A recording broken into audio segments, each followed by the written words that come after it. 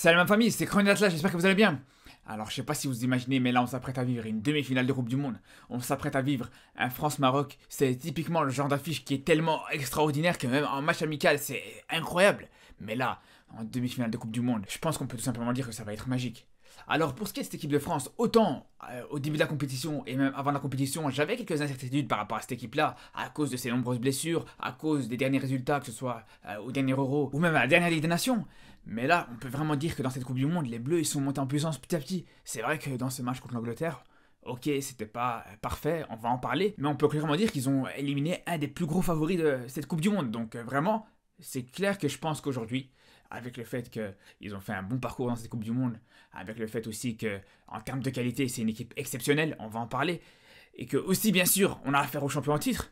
Pour moi, pour toutes ces raisons-là, je pense que ça va être vraiment le plus gros adversaire que va affronter le Maroc dans cette Coupe du Monde. Je pense que c'est vraiment monté crescendo, et là, contre cette équipe de France, ça va être un match très très difficile. Et je vais vous dire pour moi si le Maroc a des chances de gagner ce match, comme d'habitude, et je vais vous dire surtout comment il pourrait le faire. D'ailleurs, n'hésitez pas à vous abonner pour partager les prochaines vidéos, que ce soit pendant la Coupe du Monde ou même après la Coupe du Monde, avec des grosses échéances qui arrivent autour du football africain, autour du football européen aussi, bien sûr. Mais sinon, pour commencer, avant de parler des qualités collectives de cette équipe, avant de parler de l'animation offensive, on est obligé de parler bien sûr de ses individualités. Alors, on va pas s'attarder là-dessus, on les connaît tous. Par exemple, un Dembélé que je suis tous les week-ends. Et justement, l'ironie du sort, c'est qu'à chaque fois, justement, en Ligue des Champions, comme vous avez pu voir dans mes débriefs des matchs du Barça, que ce soit contre le Bayern par exemple, que ce soit contre l'Inter, à chaque fois, je réclame un grand match de Dembélé dans une grande compétition contre une grande équipe. À chaque fois, j'attends ce match référence. Et pour le coup, on a du mal à le voir. On a vraiment du mal à voir ça avec le Barça. Ça fait longtemps que je le réclame.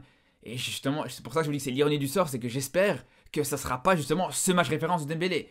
Et ça pourrait être le cas, bien sûr. On sait que c'est un joueur qui peut faire des différences à tout moment. Et justement, je pense que pour ce match, on aura vraiment besoin d'un Mazraoui à 100%. On a bien vu qu'Achatallah, le latéral gauche marocain qui était la doublure de Mazraoui, qui l'a remplacé contre le Portugal. On sait que c'est un très bon joueur, on sait que c'est un joueur qui dépanne très bien, même plus que bien d'ailleurs.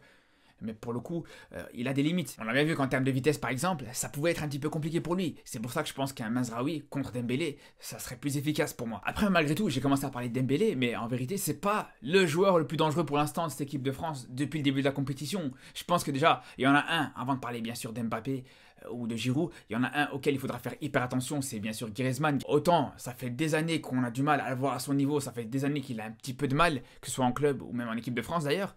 Mais là, franchement, sur cette Coupe du Monde, il a un niveau exceptionnel. Il est vraiment très dangereux, que ce soit sur les coups de pied arrêtés, que ce soit bien sûr dans sa qualité de passe, dans sa qualité et dans sa capacité à créer le jeu. Franchement, il est extraordinaire dans ce registre-là. On le voit très bien sur ses diagonales qu'il peut lancer, sur ses latéraux qui vont déborder. Il va souvent chercher le côté gauche, soit avec Mbappé qui va dans la profondeur, ou alors avec Hernandez qui va dédoubler. Donc ça peut être hyper dangereux. C'est pour ça que là, encore une fois, comme contre le Portugal, où les latéraux pouvaient être dangereux aussi, je pense que les latéraux marocains, notamment Hakimi, devra faire hyper attention à ça, devra rester un maximum bien organisé, bien en place défensivement avec sa ligne défensive, ça va être hyper important.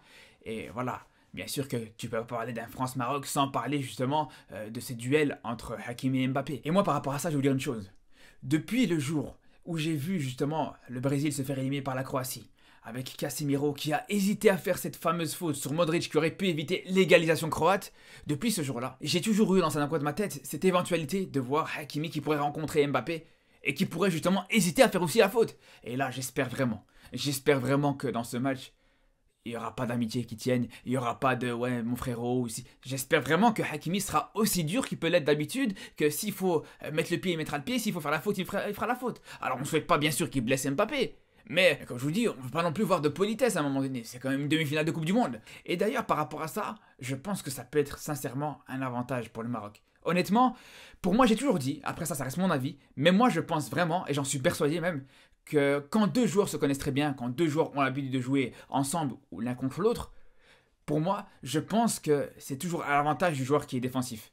Parce que le joueur défensif apprend à contrecarrer justement les qualités du joueur offensif. Et à un moment donné, quand on sait justement que Hakimi a l'habitude de défendre sur Mbappé, qu'il a l'habitude justement à chaque entraînement d'être en face de lui, je pense que c'est peut-être l'un des latérales au monde qui a le plus de chances de résister à Mbappé en un contre un. En plus de ça, il peut rivaliser avec lui en termes de vitesse. Là aussi, il y en a très peu qui peuvent se permettre ce luxe-là. Donc c'est pour ça que je pense vraiment que si la ligne défensive du Maroc reste bien organisée, reste bien alignée sur l'ensemble du match, ne laisse pas d'espace à Mbappé et que Hakimi soit un minimum rugueux quand il faudra l'être sur Mbappé, je pense que ce sera la moitié du travail défensif.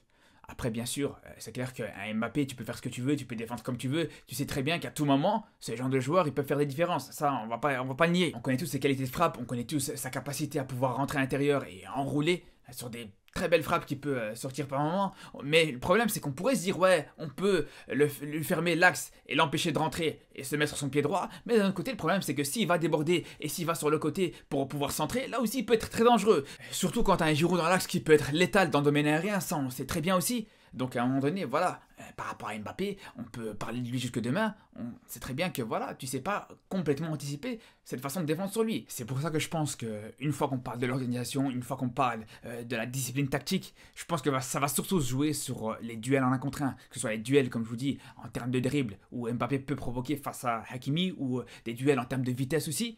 Mais bien sûr, on peut aussi parler des duels dans l'axe défensif, des duels entre Giroud ou nos défenseurs centraux par exemple. Donc c'est vraiment sur cet aspect-là. Et là, après, ça va jouer entre du 50-50, entre qui sera le meilleur, qui va prendre l'ascendant dans les duels. Ça bien sûr, on pourra jamais l'anticiper, c'est clair et net. Par contre, ce qu'on peut un peu plus anticiper, et ce qu'on peut un peu plus travailler surtout, c'est cette tendance que peut avoir justement l'équipe de France à se retrouver dans les 30 mètres marocains. On peut les empêcher justement de se créer des situations, de trouver justement Mbappé dans cette position de centre ou dans ces positions de frappe.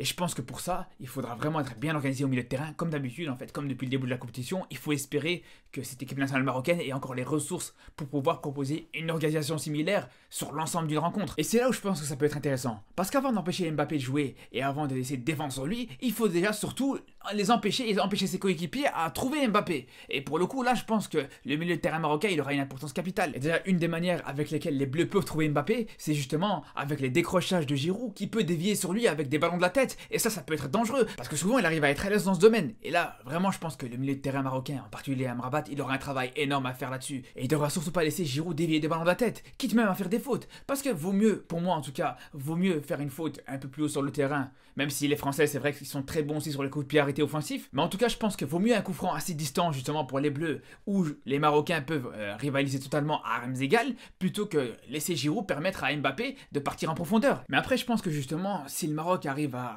garder l'organisation défensive habituelle avec un bloc médian et un pressing justement dans cette zone médiane, je pense vraiment qu'ils n'auront même pas cette possibilité de trouver Giroud comme ça sur des longs ballons. Parce que honnêtement, on a bien vu à quel point les Français étaient énormément mis en difficulté par le bloc défensif et le bloc médian aussi des Anglais sur le match précédent. Il suffit juste de voir à quel point Chouamini avait énormément de difficulté à trouver le reste de son équipe, le reste de son milieu de terrain, et à quel point justement cette équipe française était coupée en deux pendant une grande partie du match. C'est pour ça que je pense que là aussi, il faudra vraiment montrer une certaine agressivité dans le pressing, que ce soit sur les centraux pour les empêcher de trouver Chouamini, ou sur Chouamini pour l'empêcher de trouver les milieux de terrain qui sont devant lui justement. Et je pense vraiment que par rapport à ça, non seulement ça peut permettre au Maroc de bien défendre, de bien rester organisé, mais ça peut permettre aussi aux Lions d'Atlas de attaquer et d'être dangereux aussi offensivement. Parce que depuis le début de la Coupe du Monde, on a vu énormément d'erreurs de relance, que ce soit de la part des défenseurs centraux, ou même de la part de Chouamini encore une fois, qui a eu beaucoup de difficultés justement, et même contre l'Angleterre encore une fois, avec une erreur de relance en début de match, qui aurait pu vraiment coûter très cher. Et d'ailleurs par rapport à ça, autant je vous ai parlé des qualités de cette équipe de France, je vous ai parlé des forces qu'ils pouvaient avoir dans ce milieu de terrain, dans ce secteur offensif, mais honnêtement, défensivement, je pense vraiment qu'il y a moyen de les surprendre de plein de manières différentes. Je vais vous donner déjà un exemple. C'est une équipe qui concède énormément de pénalty. Et je parle pas juste du match contre l'Angleterre pour dire ça. Parce que sur les 11 derniers buts qu'ont encaissé les Bleus, il y a 4 buts qui viennent d'un pénalty. Et c'est quand même incroyable, c'est quand même énorme. Surtout qu'en plus, on compte même pas, je vais même pas vous compter les pénaltys qui ont été ratés par l'adversaire. Là, je vous parle de 4 buts qui ont été inscrits sur penalty. Et justement, je vous cite même pas les situations un petit peu litigieuses, comme on a pu voir contre la Tunisie, avec un possible penalty sur Kazri par exemple, etc. Non, mais de manière générale, de toute façon, l'équipe de France encaisse beaucoup sur penalty, provoque beaucoup de penalty. Donc vraiment là, ça c'est un match pour Boufal. Là, Boufal, ça c'est ton moment frérot. S'il y a vraiment un match où il peut provoquer, où il peut s'amuser dans la surface, où il peut vraiment essayer de chercher à mettre les Bleus et cette défense en difficulté, je pense que c'est là. C'est vraiment là où on aura besoin de lui à ce niveau-là. Après bien sûr, c'est pas la seule faiblesse et c'est pas la seule lacune de cette équipe de France, sincèrement. On sait par exemple que les Bleus sont hyper fébriles dans le domaine aérien. En tout cas sur le plan défensif, ils peuvent se faire surprendre. Autant il peut y avoir des joueurs de qualité à ce niveau-là, en 1 contre 1, c'est vrai que dans les duels ils sont bons, c'est pas ça le problème. Mais c'est vrai que le problème, et ce qui pose problème surtout, c'est le fait que souvent il y a des incompréhensions dans cette défense centrale. On sait par exemple que dans cette Coupe du Monde, on a une défense qui a été en grande partie remaniée. Et donc c'est vrai qu'on voit parfois, c'est vrai que défensivement, il y a un manque d'automatisme, surtout dans le marquage, avec 2 joueurs souvent qui se comprennent pas, qui savent pas quels joueurs ils doivent marquer, quelle zone ils doivent couvrir.